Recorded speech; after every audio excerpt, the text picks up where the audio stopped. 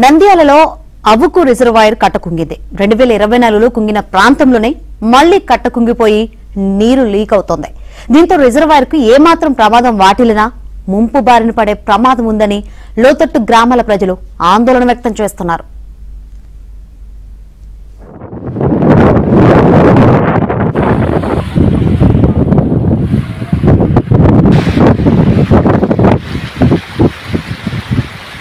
ముంపు బారిన పడే ప్రమాదం ఉందని లోతట్టు గ్రామాల ప్రజలు ఆందోళన వ్యక్తం చేస్తున్నారు.